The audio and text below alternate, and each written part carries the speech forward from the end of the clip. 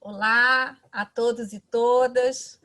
O Coletivo Memória e Utopia está organizando nesses meses de março e abril o ciclo Igreja e Ditadura, Verdade, Memória e Utopia. Há 57 anos, no final de março e início de abril de 1964, acontece o golpe militar no Brasil, com uma ditadura que se estenderá formalmente até meados da década de 1980. Nós queremos trazer à memória esse período da ditadura, compartilhando com vocês depoimentos de algumas pessoas que vivenciaram esse período e sofreram perseguições e torturas. Mais especificamente, nós queremos trazer pessoas que lutaram contra a ditadura e, à época, também estavam inseridas em igrejas cristãs. Nós entendemos que isso pode nos suscitar reflexões importantes sobre o Brasil atual. Eu sou Mônica Souza, deixo me apresentar, sou do Coletivo Memória e Utopia, e para colaborar nesse diálogo eu tenho a alegria de contar com João Gabriel, de 19 anos, estudante de jornalismo na Universidade Metodista de São Paulo. Olá, João Gabriel, tudo bem? Boa noite, Mônica, tudo bem? Tudo bem? E hoje nós Tudo. vamos conversar com o nosso convidado especial, o sociólogo Ivo Lebopin. Ele é professor universitário, católico, ex-frade dominicano, foi preso pela ditadura em 1969. E ele vai hoje nos contar um pouco de suas memórias desse período, né? Tudo bem, Ivo? Muito obrigada por aceitar participar conosco hoje. Tudo bem. Boa noite. Boa Prazer noite. participar com vocês. Então, vamos começar? Ivo, conta um pouco para a gente. Quem era você nessa época? O que você fazia dentro e fora da igreja nesse período? Então, só para contar rapidinho o histórico, né, que vai ter a ver com o que acontece depois. Na minha juventude, né, nos anos 1960, 64, eu participei da JEC, da Juventude Estudantil Católica. Entrei por lá por 14, 15 anos, comecei a participar, e naquele tempo eram os setores mais avançados da ação cristã, católica, eram esses movimentos de ação católica, especialmente a JUC, Juventude Universitária Católica, e a JEC, Juventude Estudantil Católica. A JUC era mais os universitários e a JEC as pessoas que estavam no colégio, nos colégios, né? Como eu estava na época. E participando da JEC, fui tomando consciência da situação social brasileira. Até então era, digamos que até, sei lá, 13, 14 anos, meio alienado em relação ao que acontecia, mas a participação nas reuniões e nos debates promovidos pela JEC foram me levando a uma consciência crítica da realidade nacional. Então já tivemos uma atuação aí no movimento estudantil entre os 15 e 18 anos, na época que eu terminei o científico, eu estudava no Colégio São Bento, e Aqui no Rio de 64, Janeiro, né? aqui no Rio de Janeiro. Tá. Isso, tem que explicitar que eu nasci no Rio de Janeiro, de um pai francês e uma mãe paraense. Na verdade, eles se conheceram no Rio, ela era do Pará, mas estava aqui no Rio já há algum tempo. E, bom, então voltando à JEC, essa tomada de consciência, a ação junto ao movimento estudantil secundarista, a convivência com o pessoal da JUC também, tudo isso foi me levando a uma consciência política cada vez maior. Eu já pensava há algum tempo se eu iria entrar ou não na Ordem dos Dominicanos. Havia essa ideia já passando pela minha cabeça. Eu conheci nessa época também, por conta da convivência na JEC, o Frei Beto. O Frei Beto era da equipe nacional da JEC nessa época. Ele era de Belo Horizonte, mas por conta de participar da equipe nacional, ele morava no Rio. Toda a equipe morava no Rio. convivi um pouco com ele também, e ele também estava pensando por aí, entre 63 e 64, em pensar entrar na Ordem dos Dominicanos. E finalmente, em 65, entrei na Ordem. Mas houve esse ano de 64, onde houve o golpe de 64, para o qual nós, pelo menos eu, vários de nós não estávamos preparados, enfim, não sabíamos que ia ocorrer, falava-se isso, mas de longe. E no dia que ocorre o golpe de 64, estava no Rio, e nós estávamos, um pequeno grupo de militantes da JEC, na rua, quando recebemos a notícia que teve o golpe e tal, e finalmente chegou a notícia também, era o início da noite, de que o prédio da Uni estava pegando fogo, União Nacional dos Estudantes, na Praia do Flamengo. E nós fomos até a Praia do Flamengo ver, de fato, já estava pegando fogo, provavelmente estudantes do Comando de Caça aos Comunistas deviam ter feito isso, já que o golpe estava sendo bem sucedido, né? Os militares estavam tomando conta do país. Ainda participei esse ano das reuniões da JEC, mas já tinha saído do colégio e entrei em início de 65, entrei na Ordem dos Dominicanos. O primeiro ano na Ordem é um ano que a gente fica muito afastado, né, no período que eles chamam de noviciado, um ano. Então, não podemos fazer nada nesse período, a gente ficava no convento direto, que foi em Belo Horizonte, e depois, terminado esse ano, fomos para São Paulo em 66. Eu entrei junto com o Frei Beto e alguns outros ex-militantes da JEC entraram nessa turma também. Éramos 12 no total, dos quais 6 tinham participado da Juventude Estudantil Católica. Indo para São Paulo, a gente fez um primeiro ano de estudos de filosofia lá em Perdizes, no convento dos dominicanos. O segundo ano de filosofia já foi fora do convento, porque criaram um instituto de filosofia e teologia que reunia várias ordens religiosas. Eu estou passando rapidamente esse período.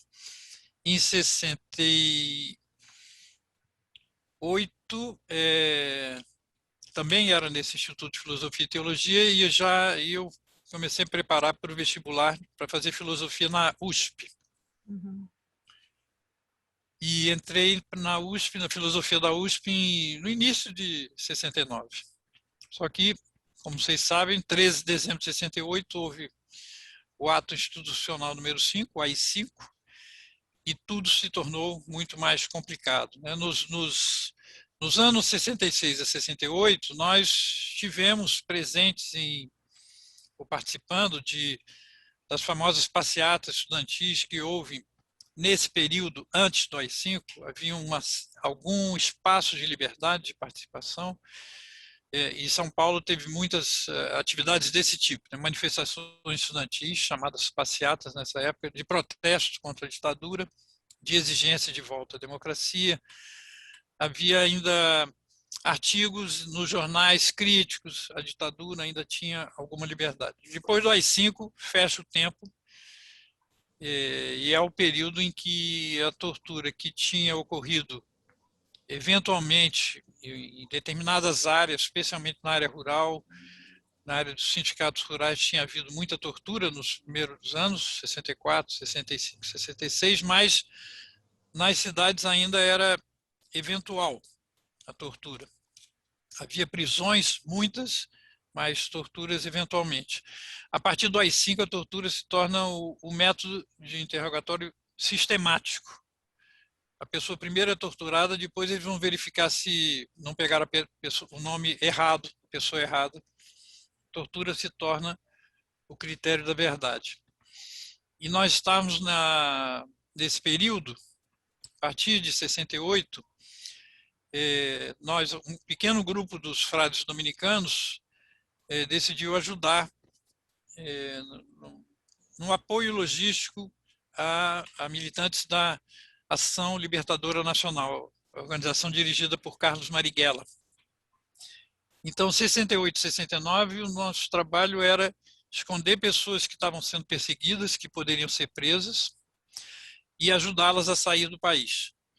E a gente acabou criando um canal que era as pessoas iam de São Paulo para o Rio Grande do Sul e daí saíam para o Uruguai. E o nosso grupo conseguia que as pessoas ficassem hospedadas temporariamente algum tempo em São Paulo e depois eram levadas para sair do país pelo caminho do Rio Grande do Sul até o Uruguai, né? Mas 69, como eu dizia, foi o ano que a repressão começou a aumentar fortemente. Tinha de se tomar muito cuidado, eu estudava na filosofia da USP, em relação à possível repressão. E nesse ano, teve no segundo semestre desse ano, houve o sequestro do embaixador americano por parte de algumas organizações revolucionárias, particularmente MR8 e ALN. E a partir desse fato, que se não me engano foi setembro de 69, a repressão redobrou fortemente. Nós fomos presos um mês depois dessa vaga de repressão, no início de novembro de 69. Então passamos eu e Frei Fernando fomos presos aqui no Rio, fomos transferidos para São Paulo, foram presos outros frades em São Paulo e ficamos algum tempo no DOPS, Departamento de Ordem Política e Social, e depois de um mês, esse primeiro mês, os primeiros dias desse primeiro mês, sempre interrogatórios com tortura, e depois a gente é transferido para o presídio Tiradentes, onde eram transferidos todos os que eram presos pelo Departamento de Ordem Política e Social, pelo DOPS. O DOPS era dirigido nessa época pelo delegado Sérgio Paranhos Fleury, né? Conhecido, um dos principais torturadores do país, um dos chefes da tortura. E no Tiradentes,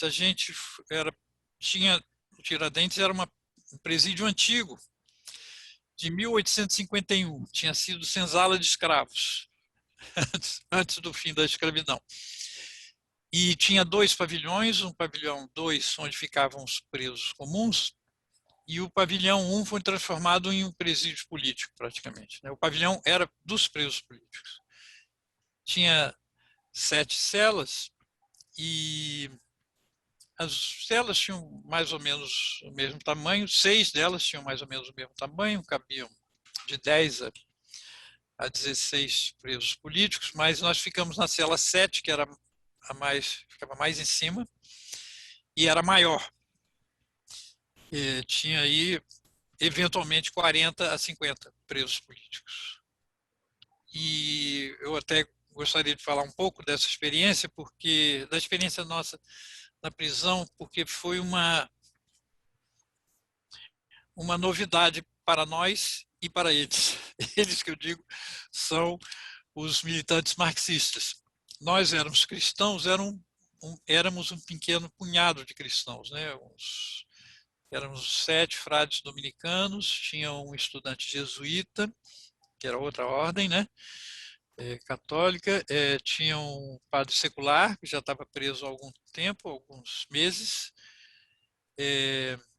padre Auguste, tinha um outro padre que veio do Rio Grande do Sul, um grupo que somava 10, 11 pessoas no máximo de cristãos, e nesse período nós devíamos ser uns 100 presos políticos, mais ou menos. Os outros eram fundamentalmente ou marxistas, ou área próxima de organizações de origem marxista, ou de algum partido comunista, PC, PCdoB e assim por diante. Por que eu digo que é novidade? Nós nunca tínhamos convivido com tantos marxistas ao mesmo tempo. Não tínhamos, eu pelo menos, né, não tinha estudos de marxismo, assim, conhecia muito pouco, muito por alto. E para nós era uma novidade, mas para os marxistas era, sobretudo, estranho como encontrar na prisão cristãos, porque na cabeça da maioria dos marxistas nessa época, os cristãos, ou quem tinha qualquer religião, estava sempre do lado da classe dominante, portanto, estaria do lado da ditadura, não estaria na prisão, não passaria por torturas, né? Enfim. E isso gerava uma grande estranheza. E como a gente convivia com 40, 45 pessoas nessa época, inclusive de diferentes organizações, eu tinha umas 4 ou 5 organizações às quais as pessoas pertenciam. Tinha pessoas que não pertenciam a nenhuma organização também. Gente que tinha sido presa por conhecer algum dos militantes, mas a maioria era com essa filiação. E nos diálogos que nós íamos tendo, conversando dia a dia, né, porque nós não podíamos sair da cela para passear na rua, e em outros lugares a tendência era conversarmos o dia inteiro, né? E houve uma fase interessante porque a gente fazia, nós os cristãos, fazíamos nos domingos, fazíamos uma celebração entre nós, os frades e um ou outro católico que havia lá junto conosco. E fazíamos as celebrações, pouco a pouco, alguns militantes de outras organizações, às vezes operários, né, militantes operários que estavam presos, começaram a assistir essas cerimônias, essas celebrações que a gente fazia, de forma muito livre. É claro que a gente não tinha vinho para fazer a celebração, fazíamos com quisuco, era o suco que havia nessa época, muito conhecido, e a gente usava bolachas, biscoitos, salgados como se fosse pão, né? Para fazer a celebração eucarística. Nessa época tinha 3 padres entre nós. Nós éramos estudantes dominicanos, mas um dos frades dominicanos presos já era padre, o Frei Fernando. E essas celebrações primeiro Só uma participadas... observação, Ivo. Você era o mais jovem do grupo, correto? Acho que era o Roberto Romano. Ah, o Roberto Romano. Dos frades, né? Mas Sim. tinha outros mais jovens que eu, presos também. Ah, tá. Eu acho que é isso. Na época eu tinha 23 anos quando eu fui preso, né? Em 69. Então a celebração, pouco a pouco, com o tempo, com o passar do tempo, semanas, meses, a celebração foi crescendo, mais pessoas foram assistindo. A gente, quando fazia o comentário do Evangelho, né, tem uma parte da celebração que era leitura do Evangelho, o trecho da Bíblia, e havia comentários que nós fazíamos em torno daquele trecho da Bíblia lido e comparando com a nossa vida. E o que isso exigia, o que deveríamos fazer e assim por diante, como agir, né? E pouco a pouco essa celebração começou a ser celebração de toda a cela. Mesmo os ateus participavam, nós transformamos a celebração numa celebração leiga. Ninguém se sentia obrigado a participar de uma fé que não tinham, né? Mas podiam participar das reflexões, dos cânticos. Lembro que tinha o cântico do Vandré, né? Fica mal com Deus, quem não sabe amar. Fica mal com Deus. Fica mal comigo, quem não sabe amar. E vários outros cânticos que falavam de amor, e a gente usava esses cânticos populares, né, para cantar junto com eles nessa celebração. E fazíamos um ritual de comunhão que era o quisuco e os biscoitos que eram repartidos. Mas o que passou a ser central nessa celebração foi o debate, a troca, os comentários em torno do texto, dos textos, ou da epístola, ou do evangelho. Bom, e aí se comentava sobre tudo, sobre a militância revolucionária, o papel do militante, a questão da moral, da ética, do compromisso de amor junto ao povo, às classes populares. isso nos tornou muito próximos, mais próximos ainda, né? Porque necessariamente nós estávamos próximos, mas havia essa... Isso é um parênteses que é importante dizer. Os presos políticos, quando são presos, imediatamente se organizam, né? Então, que é uma experiência que vem de anos, né? Nós tivemos presos com alguns militantes comunistas mais velhos, de 50 anos ou 60 anos, que já tinham sido presos várias vezes na vida, em função da sua militância pela justiça social. E a gente já se juntava, já se organizava, dividia em grupos os horários, que ia se fazer durante o dia. Bom, isso a gente começou a ler os poucos livros que tinha em grupo. Que tinham poucos livros, então dividia-se em grupos e cada um lia aquele livro, né? E tínhamos diálogos sobre... Interessante, porque mesmo sendo vários deles ateus ou com uma religiosidade ainda não explicitada, eu lembro de ter tido diálogos sobre amor, né, o papel do amor, né, a importância do amor na vida, com militantes não cristãos, né, sem fé explicitada, vamos dizer assim, né? E depois de algum tempo, essas celebrações se tornaram celebração de toda a cela, e nós, no nosso pequeno grupo, a gente se reunia também, a gente ficou com receio das pessoas estarem fazendo cerimônias não cristãos, se sentindo obrigadas a participar dessa celebração. A gente tomou uma decisão, achou melhor, vamos fazer a celebração só nós mesmos, deixando eles mais à vontade para fazer o que quisessem. Houve uma reação dos demais.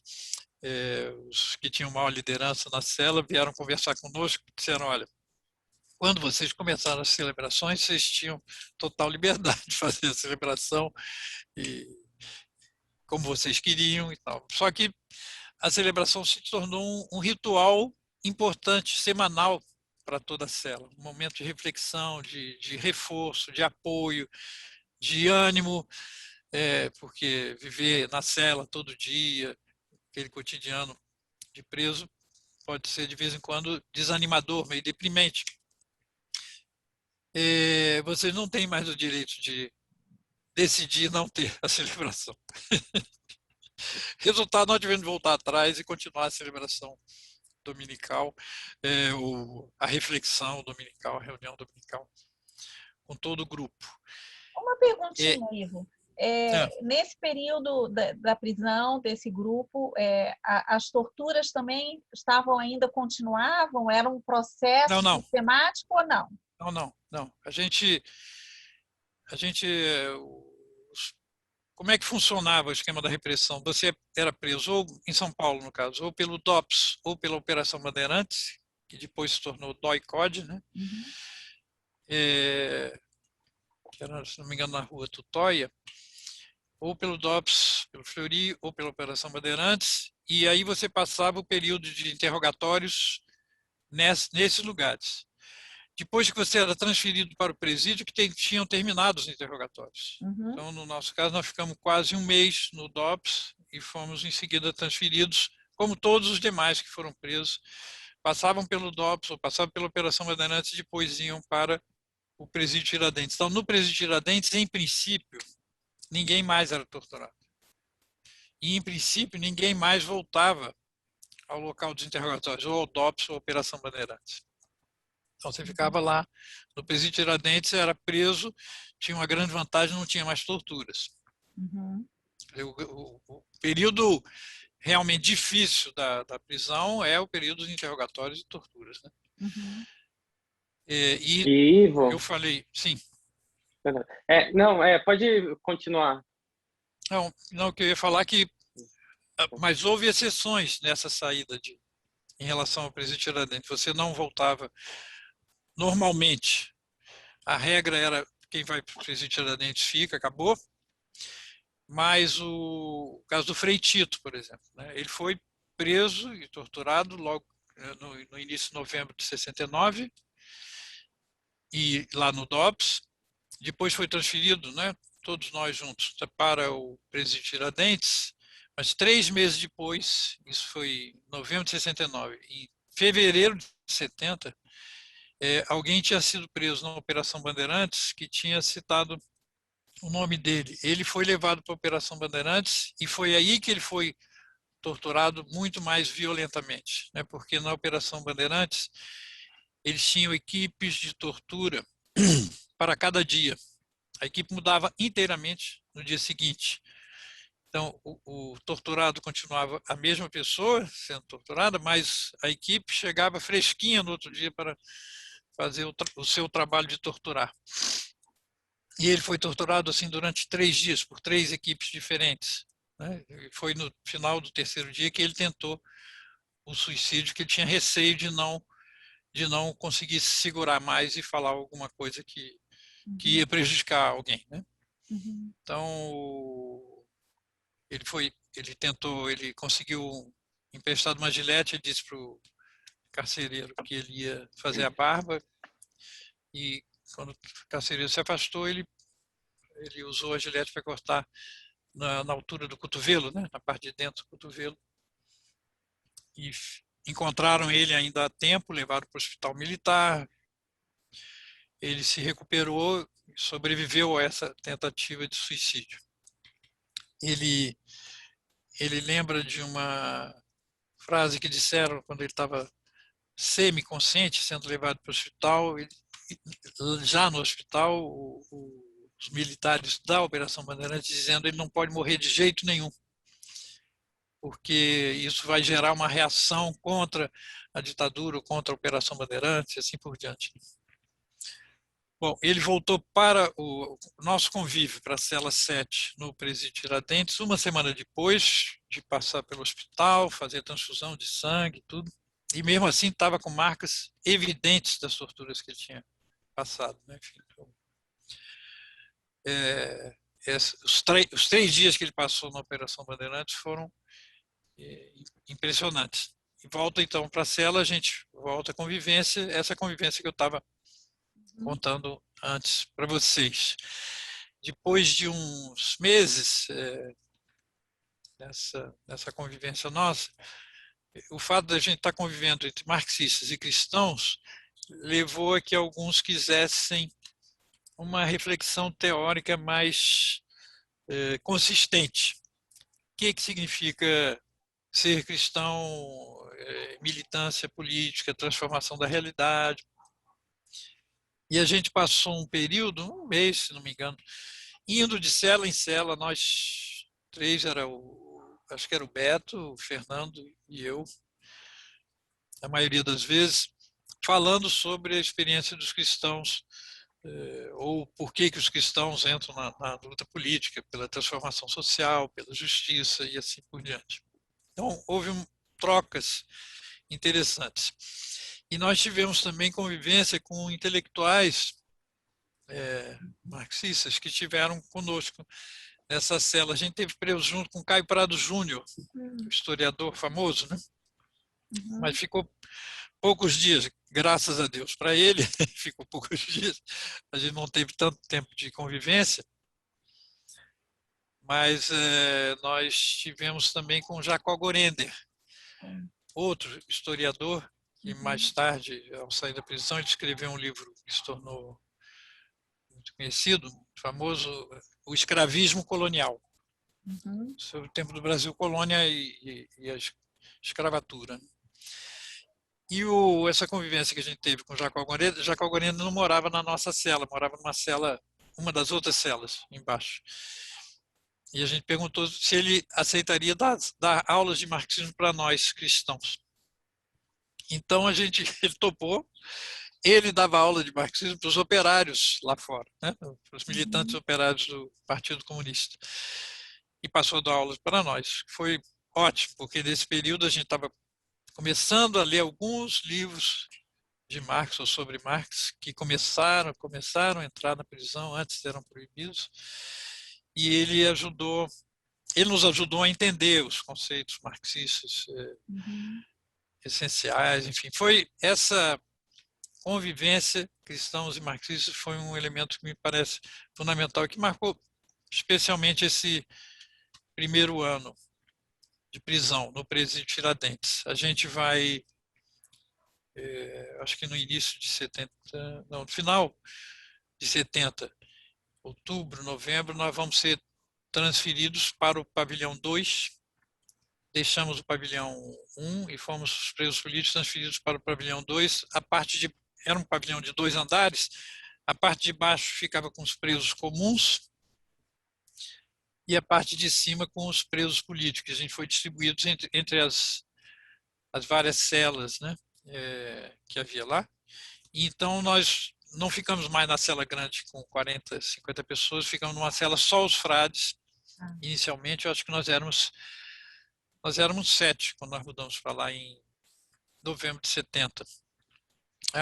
E Antes dessa mudança. Sim, pode fazer pergunta, depois eu falo. não, se Eu posso fazer uma aqui, Mônica? claro. Não, eu queria saber como é que a Ordem Dominicana reagiu à prisão de vocês na época, principalmente assim depois da morte, do assassinato do Marighella, teve um envolvimento da mídia, né? Como é que o pessoal da sua comunidade reagiu à prisão? Os dominicanos, bom, primeiro, embora nós tivéssemos uma atuação do nosso grupo pequeno de jovens, né, envolvidos com essa militância lá fora, né, antes da prisão, nós tínhamos informado os nossos superiores, né, o superior da casa, o superior prior, que a gente chamava, sabia que a gente tinha atividades, ele não sabia quais, mas ele sabia que eram atividades políticas que envolviam algum risco, né, de prisão, por exemplo. Então, quando nós fomos presos, já havia um certo preparo no sentido de, não é que eles não sabiam o que nós estávamos fazendo, não sabiam no detalhe o que nós estávamos fazendo, mas sabiam que a gente tinha alguma atividade, vamos dizer, clandestina. A outra coisa que é importante, a Ordem dos Dominicanos, nessa época, tem várias ordens, né, na Igreja Católica, assim, ordens franciscanos, ordens capuchinhos, congregação marista, carmelitas. Os dominicanos eram uma das ordens mais recentes, tinha entrado no Brasil no final do século XIX. Então não tinha muitos dominicanos no Brasil. Eu acho que tinham, na época que nós entramos, 65, uns 80 frades, incluindo os que já eram padres e os estudantes, noviços, distribuídos em vários conventos, 5 ou 6 pelo país. Mas era uma ordem com uma atuação, talvez a ordem mais, uma atuação política mais de conjunto. Não era só um ou outro padre, mas a própria ordem tinha uma posição política, já era visada, né? Quando houve o golpe militar de 64, o Frei Carlos Josafat, que dirigia o jornal Brasil Urgente, ele dirigia esse jornal há alguns anos, que era um jornal muito crítico, né? Sempre lutando pela justiça social, denunciando os fatos da realidade brasileira. E teve de sair, a ordem imediatamente providenciou a saída dele do país quando houve o golpe de 64, porque ele certamente seria preso. Então já havia um certo consciência crítica e de oposição à ditadura militar nessa ordem. Não era só de um ou outro frade, mas de um conjunto, né? Ou pelo menos dos principais. Então, entender que, quando nós fomos presos, o que estava ocorrendo, os superiores entenderam, né? E apoiaram. Não só isso, se conseguiu que a Ordem dos Dominicanos, a nível internacional, tomasse posição em defesa dos frades presos, porque como tinha saído várias, a mídia tinha trabalhado muito a questão os frades dominicanos como traidores do Carlos Marighella e assim por diante, e eles lançaram um documento lá colocando em dúvida a versão trazida pela polícia. A ordem, a nível mundial, também tinha posições mais progressistas e apoiou a ordem aqui. Não é a mesma coisa em relação a outras autoridades da igreja, porque nessa época, aí tem um pequeno parênteses importante, o cardeal arcebispo de São Paulo era Dom Agnello Rossi, né? Uhum. E Dom Agnello Rossi sucedia na direção da CNBB. Quem estava na direção até o golpe de 64, quem estava na Secretaria-Geral da Conferência Nacional dos Bispos do Brasil, que era o órgão de direção da Igreja Católica, era Dom Helder Câmara, até o golpe de 64. Com o golpe, mudou a direção da CNBB e passou a ser presidente da CNBB Dom Agnello Rossi, que era o mais importante na direção, que era o arcebispo de São Paulo também. Ou seja, o lugar onde nós fomos presos, estávamos presos, era sob o bispado do Dom Agnello Rossi. E quando ele nos visitou na prisão, no presídio Tiradentes, primeira vez que ele nos visitou lá, nós fomos tirados da cela e levados para uma sala do presídio, perto da sala do diretor, com a presença do diretor, e nós éramos 7 frades dominicanos nessa época. Isso foi dezembro de 1969. A primeira coisa que ele fez foi nos perguntar, afinal, o que vocês fizeram? E aí deu um branco geral, porque nós estávamos na frente do diretor da prisão, que era, evidentemente, alguém ligado à repressão.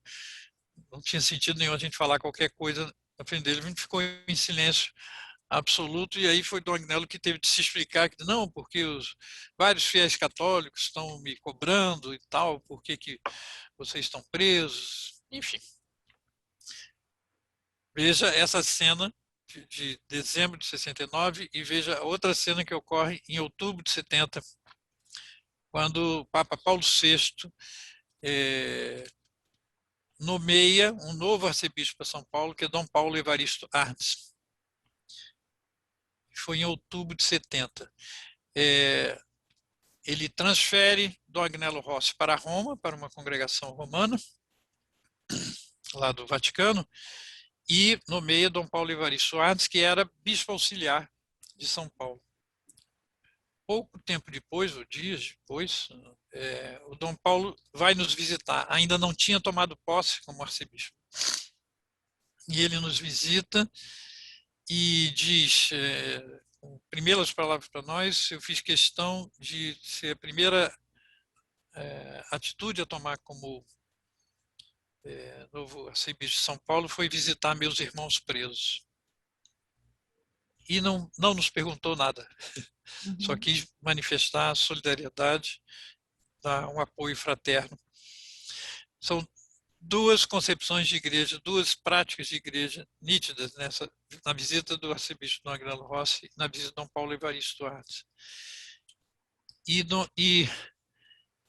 a meu ver, não só a meu ver, ao ver de muita gente, que Dom Paulo marca a ruptura com, você pode dizer, frente à ditadura militar, tem um antes e um depois de Dom Paulo Evaristo Arnes.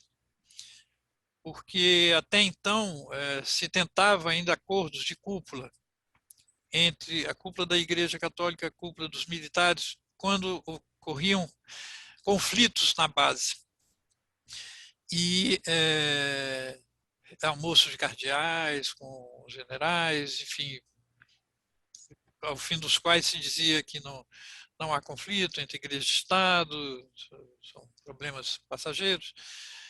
E a partir de Dom Paulo isso muda, porque ele estava arcebispo desde outubro, né?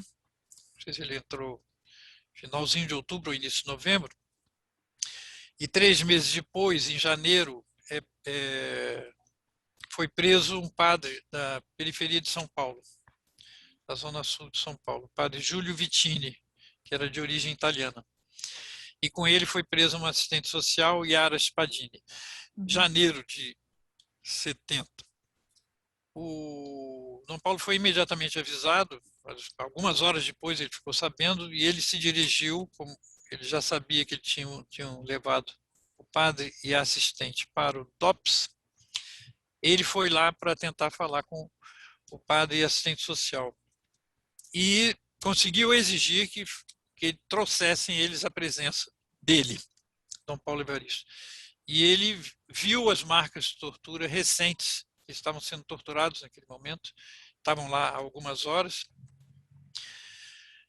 E então ele disse: vocês fiquem aqui, né? Não tinha jeito, eles iam ficar mesmo. Mas eu vou sair buscar um médico para fazer exame de corpo de delito. Saiu, buscou o médico, levou, claro, algumas horas para voltar com o médico, mas nesse momento o Sérgio Paranhos Fleury, o delegado Fleury, já estava de volta, ele não estava naquele primeiro momento, já estava de volta na direção do DOPS, não permitiu que Dom Paulo visse os presos, né? O Júlio Vittini e a Yara Spadini. Ele voltou para casa e escreveu um sermão que enviou para todas as paróquias para serem lidos no domingo seguinte, dizendo que existe muita discussão, havia muita dúvida sobre se efetivamente havia torturas nesse regime militar. O que eu posso lhes dizer é o que eu testemunhei. Eu vi as marcas de tortura no padre e na assistente social. Sou testemunha, denunciou as torturas e comprovou que não era uma campanha internacional para acabar com a imagem do país, era verdade. De aí em diante, de janeiro de 70 em diante, muda a postura, a partir dessa posição de Dom Paulo, muda a postura da Igreja Católica em relação à ditadura militar, que passa a ser não mais de tentar conciliar ou encontrar uma solução para os eventuais conflitos, mas de denunciar tudo aquilo que vai contra os direitos, atenta contra os direitos humanos. No ano de 71, Dom Pedro Casaldáliga se torna o bispo de São Félix do Araguaia, e o primeiro documento que ele publica, o documento pastoral, vamos dizer, da prelazia, é um documento que denuncia, cuja primeira parte do documento é uma denúncia das condições de vida dos camponeses, no caso dessa região onde ele foi, era dos poceiros, né? É o primeiro documento pastoral, carta pastoral, que começa com análise da realidade social, análise do ver, como é que vive o nosso povo, denunciando, dando nome aos bois, né? Como as pessoas viviam naquela região. E ele se propõe, a segunda parte do documento é o que a nossa igreja deve fazer aqui em São Félix. Eu estou dizendo, mostrando a evolução das posições. Dom Paulo Evaristo Arndt, com esse posicionamento, depois Dom Pedro Casaldáliga em São Félix do Araguaia. Em 72 sai um documento do Episcopado Paulista denunciando as torturas também, se chama Testemunho de Paz. É um documento fortíssimo denunciando a tortura do regime militar e por aí vai. Quer dizer, houve uma mudança da posição que foi acompanhada pela eleição da nova direção da CNBB, se não me engano, em 71, janeiro de 71. O caso que o Dom Paulo que eu estava falando é janeiro de 71. Sim. E o documento Testemunho de Paz é de 72 mesmo. Então, no mesmo ano de 71, sai o documento do Dom Pedro Casaldáliga. Enfim, a direção da CNBB muda paulatinamente para se tornar um local de acolhimento de todos aqueles que estão sendo atingidos pela ditadura e de denúncia das torturas do próprio regime militar. E aí sim surge cada vez mais forte um confronto Igreja Católica e Estado, que era o regime militar, né? Mas eu não estou deixando vocês perguntarem nada. Não, tá ótimo. Eu só queria acrescentar que, anos depois, o Dom Paulo Evaristo Arnes, junto com Jaime Wright, escrevem um livro que é um livro assim, que marca, né, Brasil Nunca Mais, que marca muito essa questão, né, de todo esse período, né, que virou um emblema, né, desse período. Eu estava lendo recentemente eu tive de escrever um testemunho sobre Dom Paulo Evaristo, para um livro que vai sair, uma coletânea que vai sair sobre os bispos que foram verdadeiros profetas nessa época da ditadura. E eu estava lendo a biografia do Dom Paulo, escrita por Evanise Siddle e uma outra jornalista, duas jornalistas escreveram.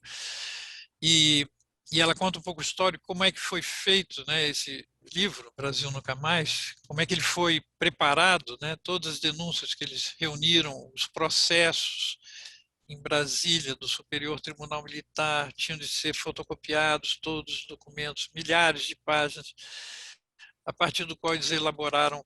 Foi um trabalho de praticamente 5 anos até sair o livro. E só foi possível que Dom Paulo assumiu a responsabilidade, ele que sai como responsável do livro, não saem os autores. Sim. Na capa do livro. Uhum. E que vai ser o primeiro relatório de comissão da verdade que a gente tem. Né? Uhum. E durante muitos anos foi o único, né? até a comissão da verdade funcionar entre 2012 e 2014. Graças a Dom Paulo ter apoiado a organização de um grupo de advogados, primeiro, que reuniu esse material todo, de outras pessoas que trabalharam em cima desse material para poder sair uma publicação. Boa lembrança, Mônica. Uhum. Então, você quer contar um pouco como é que foi o seu processo até você ganhar a liberdade? Quando foi isso? Como é que funcionou isso aí? Então, a gente... duas etapas. Na primeira, a gente foi preso, torturado, interrogado, aquelas coisas todas. Isso, os primeiros tempos. Levou ainda 1 ano e meio, nosso julgamento foi só em 1972. Se não me engano, 71, 72. Já tinha quase 2 anos que nós estávamos presos. E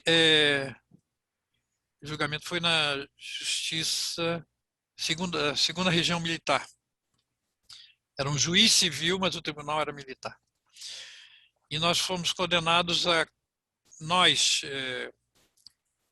os frades. Frei Ivo, Fernando e Beto, né, condenados a 4 anos de prisão. Os demais ou já tinham saído, nessa época, sim, já tinham saído. Os demais já tinham saído. Os demais, Roberto Romano saiu no final do primeiro ano, Giorgio Calegari também, João Antônio Caldas também. Nós tínhamos ficado em janeiro de 71, depois de 1 ano e 2 meses de prisão, tínhamos ficado apenas Beto, Fernando, eu e o Tito. O Tito nós morávamos na mesma cela, né, dos frades, e houve o sequestro do embaixador, se não me engano, embaixador suíço, em janeiro de 71. E o Tito foi colocado na lista dos que deviam ser trocados para a libertação do embaixador. Então ele sai da prisão e sai do país em final de janeiro de 71. Foi um sequestro que demorou uma negociação longa de vários dias, algumas semanas, mas finalmente saíram 70 presos, foram libertados em função desse sequestro. O Tito era um deles. E o Tito, já que eu estou falando dele, que vocês podem encontrar mais detalhes, que não vai dar para falar tanto aqui hoje, no livro Batismo de Sangue, né, onde Frei Beto conta bem a história do Tito. Ele sai em janeiro de 71, eles são levados para o Chile, onde ele fica algum tempo, depois ele vai terminar essa peregrinação na França e onde ele vai estudar e assim por diante, mas as marcas da tortura que ele sofreu na Operação Bandeirantes ficaram profundamente ancoradas dentro dele, né? Não permitiram que ele se soltasse, mesmo fazendo tratamento de psicanálise, ele não conseguiu se libertar e acabou se suicidando em agosto de 74. É importante observar os frades dominicanos, o convento onde ele estava quando faleceu, né? Nunca trataram ele, porque tem uma coisa do suicídio, né, que o cristão não pode suicidar. Nunca trataram ele como alguém que tinha tirado a sua própria vida, mas trataram ele como mártir. E colocam isso na lápide dele, né? Mártir dos dominicanos brasileiros. Eu achei esse testemunho assim, emocionante, né, da solidariedade em relação a ele. Voltando ao nosso processo que eu estava falando, teve então esse julgamento, fomos condenados, só nós três que estávamos ainda, a 4 anos de prisão, e 2 anos depois, isso foi em 72 e 73, final de 73, outubro de 73, os recursos que estavam sendo impetrados em relação a nós chegaram ao Supremo Tribunal Federal, STF. E a nossa pena foi reduzida para 2 anos. Faltava 1 mês para a gente completar 4 anos. O Frei Beto sempre diz que a gente tem direito a mais um tempo aí, que pagamos a mais, né? Mas é evidente que eles só reduziram a nossa pena porque a gente já tinha cumprido praticamente toda. Em todo caso, foi bom sair 1 mês antes, né? Voltamos à vida normal. Fora da prisão, a vida fora da prisão. Normal, a vida mesmo na prisão é normal. Deixa eu só dizer aqui, eu sempre digo que a prisão, a porta é estreita, né? Porque você entra sendo preso, torturado, então é o período mais difícil da vida, evidentemente, mais duro, mas o período de prisão, quanto à convivência com os presos, mesmo nessa fase de interrogatórios, a solidariedade que se estabelece entre as pessoas, e a convivência que a gente teve nesse período, primeiro com os presos políticos de origem marxista, que nos ensinaram muita coisa, né?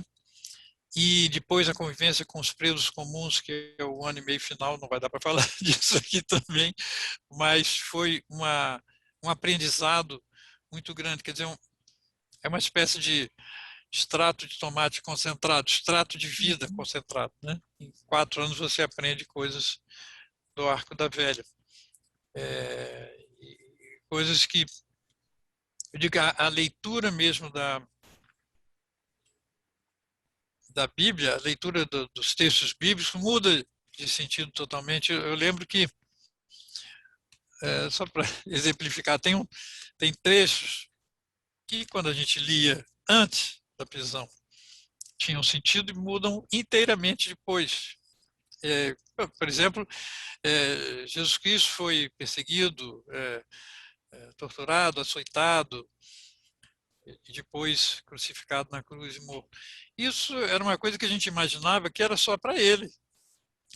Tinha ficado lá no passado, né? Isso era, que o sofrimento de Cristo era só ele, nós não viveríamos isso. De repente, essa discussão e vários outros trechos do Evangelho, quando Jesus diz: vocês serão perseguidos, mas não se importem, eu venci o mundo. Isso parecia que a gente tinha de ler de uma forma espiritual, de repente a gente passa a viver coisas parecidas. Nós não fomos crucificados, mas sofremos algum tipo de sofrimento físico. A Bíblia a palavra de Deus passa a ter outro significado, né? Passa a ser lida de outra forma. Aí você também passa a ler experiências de Estou pensando Dietrich Bonhoeffer, que é um cristão evangélico, né? Que morreu vítima dos nazistas, e que escreveu um livro Resistência e Submissão, também um testemunho importante da época do nazismo, que vai nos marcar. Depois a gente vai ler esse livro dele na prisão. Enfim. A gente nós, falando não só eu, Ivo, mas eu, Fernando, Beto, à medida que a gente foi convivendo nos últimos tempos na prisão, a gente recebia visitas de pessoas que estavam trabalhando vivendo em áreas populares, em favelas ou em área rural. Então, quando a gente saiu da prisão, já vinha na nossa cabeça a ideia de que o trabalho da igreja, no caso da nossa igreja católica, mas devia ser junto aos setores populares. Uhum. E se tinha havido algum erro da nossa parte nos anos anteriores, né, teria sido justamente de negligenciar essa vinculação com os setores populares, com o povo, para ajudar a libertação. O povo não pode ser libertado de fora, ele que realiza a sua libertação, ele que tem que ser o sujeito do processo. Enfim, coisas que eu acho que a gente aprendeu na prisão, mas também convivendo com pessoas que acreditavam no tipo de trabalho que nós fazíamos e nos ensinaram também várias coisas. Uhum. Não sei se eu respondi bem a sua pergunta, porque a sua pergunta permite. Com certeza. João, quer perguntar alguma Ivo, coisa? Sim. sim. Hoje em dia, a gente tem uma tentativa aí de ressignificar o sentido da ditadura militar, né? Até apoiada por uma parte dos cristãos também, e que tem várias consequências, né? O esvaziamento de políticas compensatórias, ou como aconteceu com a Comissão da Verdade. Eu queria saber como é que você avalia para um futuro, o que os cristãos deveriam ensinar, né, para essa juventude cristã que está vindo aí, como prova viva, né, do período da ditadura. Uhum. Instantinho só. E eu acho que antes, talvez, você contar como é que foi esse processo da sua saída, né, dos dominicanos, se isso foi afetado também por essa experiência, né, da prisão, da tortura, como é que se deu isso aí? Né? Não foi. Bom, pelo Não, menos não, fique à vontade. não diretamente. Não, na verdade,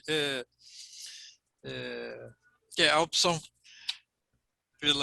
por ser frade, né, padre, celibatário, é uma opção que tem que ser renovada dia a dia, senão você não consegue. Né? E eu já não era uma coisa muito evidente para mim há algum tempo, mas durante a prisão deu para esperar. Depois de sair da prisão, eu fui estudar em Petrópolis com os franciscanos, foi onde eu conheci Leonardo Boff, que era professor lá, como eu conheci mais de perto, né? E eu ia dizer uma coisa. Sim, e fiquei 2 anos lá em Petrópolis, 74, 75, eu saí da prisão em outubro de 73, né? 74, 75 em Petrópolis, em 76 mudei para o Rio, fui viver numa casa de dominicanos, não no convento, mas estava começando a experiência de morar em casas ou apartamentos. Uma casa onde morava também um provincial e mais uns 5 ou 6 frades. Mas na ocasião eu estava me tratando de problemas digestivos, intestinais, que tinham começado justamente na prisão. Uhum. E por mais exames que eu tivesse feito, fiz um monte de exames. Nesse período, já tinha 3 anos depois que eu tinha saído, né? Não encontrava motivos. Né? Os exames não davam resultado, né, sobre o que era a causa disso. No final apareceu mais tarde, era uma verminose que difícil de detectar, né? Um tipo de verme difícil de detectar. Mas só descobri isso em 78. Mas estamos ainda em 76, eu tô... E o médico que me tratava nessa ocasião era um ex-preso político, ex-companheiro de prisão em São Paulo. Eu estava no Rio nessa época, mas fui lá fazer exames com ele. Ele disse, eu, se fosse você, faria psicanálise, faria um tratamento psicanalítico e tal, porque provavelmente tem algum problema aí, a gente que passou pela prisão e tal. Bom, o fato é que eu decidi fazer análise. E quando eu decidi fazer análise, antes mesmo de começar, eu já decidi sair da ordem, porque havia uma coisa que era evidente para mim. Eu não estou conseguindo conviver com o celibato eu não vou conseguir. Vivo conflituadamente, né? Conflitivamente. E não, quando eu fizer a análise, eu vou ter que dizer a verdade é que não está dando, né? Então, foi muito mais, se na época já a Igreja Católica tivesse mudado de posição em relação ao celibato, se pudesse haver dominicanos casados, possivelmente eu teria continuado, mas não era possível. Então, eu acabei decidindo sair da ordem em 77. Já estava começando a estudar sociologia nesse período. Mas você manteve a fé nesse período todo? Sim. Certo. Sim, eu continuei trabalhando. Eu trabalhava na Pastoral Operária em Nova Iguaçu. Desde 76 comecei a trabalhar na Pastoral, acompanhar, né? Pastoral Operária em Nova Iguaçu, contribuir. E sempre a própria formação de sociologia, depois eu fiz mestrado em sociologia no UPERJ, depois fiz doutorado em sociologia na França. A preocupação era ter uma boa formação sociológica para poder ajudar os setores cristãos, os setores populares na organização, na luta pela justiça social e assim por diante. Já era a ideia de continuar esse serviço e sempre foi muito próximo enfim, para as comunidades de base da Igreja Católica, as SEBs, né, comunidades eclesiais de base, os pastorais sociais e assim por diante. Então, sempre mantive essa conexão até hoje, né? Eu trabalho numa ONG, ISER Assessoria, desde 87, que eu estou nessa ONG, atualmente estou na coordenação, que é um serviço de assessoria à comunidade de base, pastorais sociais, movimentos populares, né? É um trabalho que é feito. Eu só não queria deixar o gancho da pergunta que o João Gabriel fez, que é o negócio do conhecimento, desculpe, do conhecimento do que ocorreu durante a ditadura militar. E isso ficou muito claro para mim em 2014, quando completou 50 anos do golpe. Eu fui convidado para muitos eventos, né, em colégios, falar sobre a ditadura militar. E fiquei impressionado com a avidez dos estudantes de saberem o que tinha acontecido nessa época. As pessoas, como você disse, João Gabriel, a maioria não sabe o que aconteceu. Inclusive tem uma visão muito distorcida, né? Um período bom, não havia corrupção, não havia uma leitura totalmente falsa que foi passada. Por que foi passada, se conseguiu passar essa leitura? Porque a mídia não tem tanto interesse nisso, né? Se conhecer esses fatos. Mas, sobretudo, porque não houve, no nosso caso, como houve na Argentina, como houve no Chile, uma comissão da verdade, uma comissão da reconciliação e da verdade, como houve nesse país, para restabelecer os fatos, a verdade sobre o que aconteceu. O que fez o Brasil nunca mais, por exemplo, mas que está no livro e que não é divulgado, né? Não faz parte dos cursos do colégio, das universidades, aprender o que aconteceu na ditadura militar. Existe um silenciamento sobre a ditadura. Então, só foi possível haver manifestações de rua nos últimos anos pedindo intervenção militar, porque as pessoas não sabem o que aconteceu naquele tempo. E se as pessoas soubessem, como souberam no período dos 2 anos da Comissão da Verdade, em que se revelaram naqueles 2 anos, saiu muita coisa. inclusive ex-torturadores que resolveram dizer a verdade, descrição de torturas que eles fizeram, ninguém queria a ditadura militar, mas terminou o trabalho da Comissão da Verdade, se silenciou tudo novamente, se enterrou o relatório da Comissão da Verdade numa gaveta e ponto.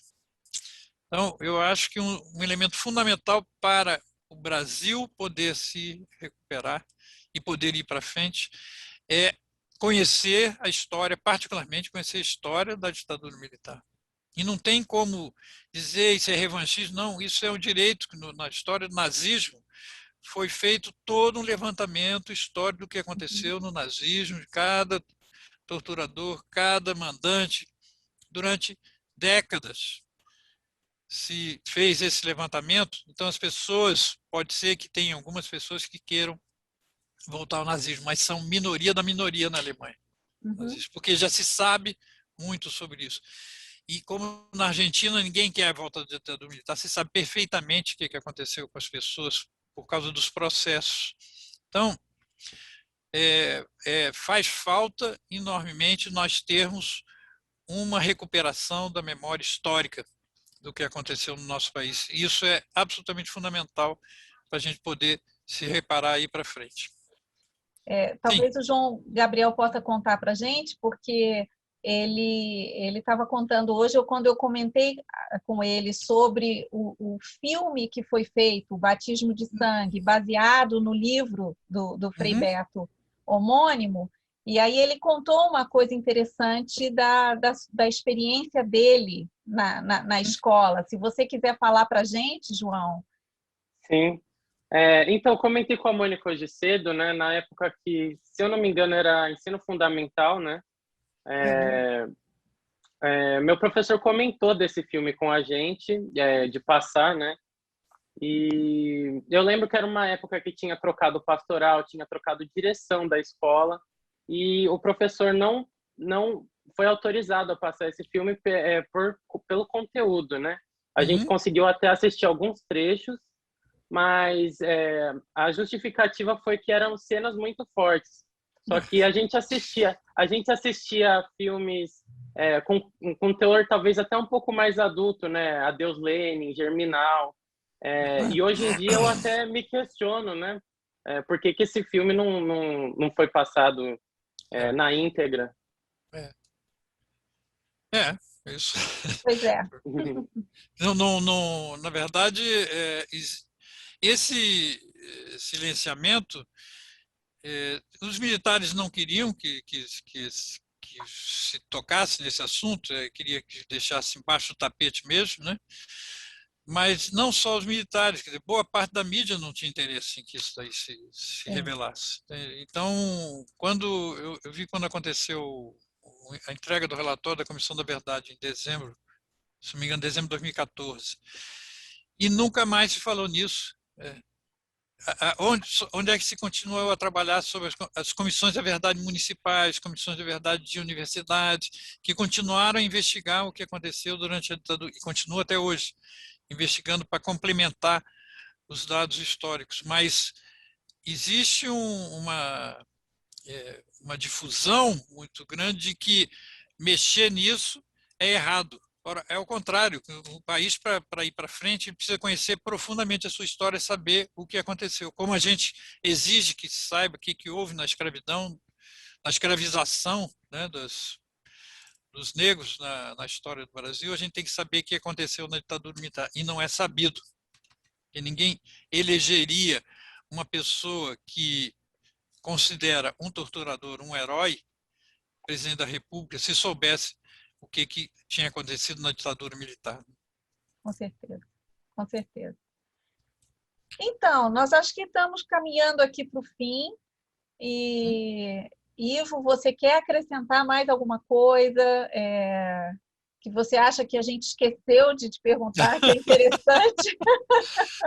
Não, tem muita coisa para comentar, mas eu acho que está uma boa síntese.